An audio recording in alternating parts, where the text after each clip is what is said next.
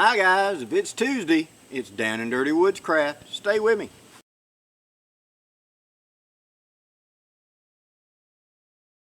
Okay, today with all this rain we've been having, I had a couple of people ask me some questions about how to keep their gear dry. So let's talk about that for a second. This is just one of those simple little things that you can put as much effort into it or as little as you see fit into it.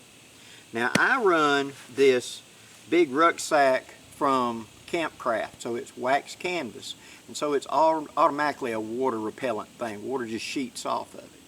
And I've left it tied to trees several times at the bottom of the hammock during pretty good rainstorms and haven't had any troubles. But also you may want to put a liner. Maybe your bag isn't waterproof, or it's nylon, or it's canvas, or it's got a few years on it, and you just want to have a little more security. Well, the Down and Dirty base, bottom level, cheapest way you can go is double trash bags. I've used this most of my life. I just take regular old tall kitchen trash bags and I put one inside the other. Doubling seems to do the best for me. And that way I take my gear, put it inside the bag. I take the inner bag, kink it up, tuck it over to the side, take the outer bag, kink it up, and tuck it over to the other side and put the flap over it. I've rarely ever had any problems with that. Short of the bag going completely underwater for 5 or 10 minutes, I've never had a leakage problem. And it'll actually float if you drop the bag. So that is one way of doing it. Now that's the cheapest way. One step up, the way I usually run is a U.S. military issue Alice pack liner. Now you can find these on surplus for cheap. I picked this one up I think for $2. And what you want to do is you want to get the bag, you want to stick your arm in it and hold up like this and look into it, do a good light and see if there's any pinholes.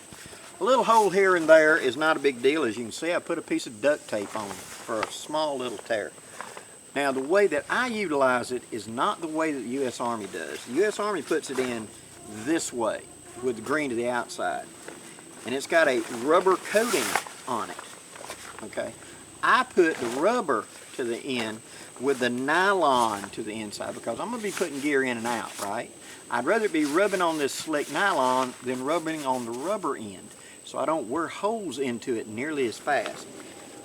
This will easily gather up, and it has a cord on it. Find that cord, there's a cord. It will easily gather up just like flour sack, and you can tie it off just like that. So now I've got a waterproof thing, and this will absolutely float. So for an emergency flotation, or I'm carrying this in a canoe, this is the way I'm going to go. But what if I want to go one step further up? Well, the bulletproof way is to spend less than $10 at Walmart and get you one of these big old outdoor dry bags that you roll the top down when you get done and fold over and clip it with a clip. Now this has other uses in the field as well. It's an emergency water carrier.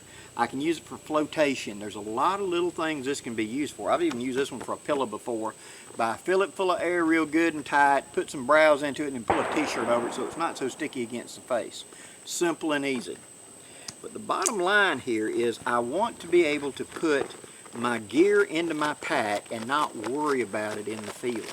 This also helps keep critters out of it, so that whenever I'm gone and my pack has been tied up to the tree for the last several hours where I've been away doing stuff, I don't come back and find out I got something crawled in my bag and picked up a nest.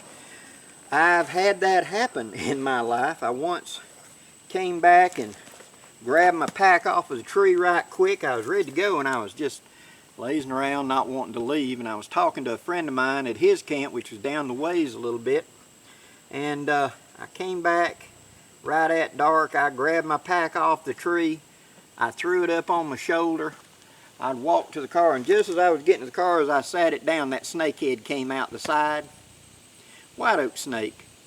But it was enough to scare the snoo out of you whenever you realize you've been toting a snake for the last 2.5 miles.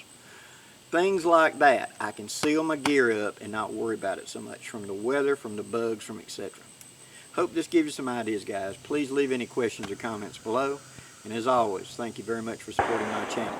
Till next time, I'm Blackie, wishing you safe journeys Have a great day, guys.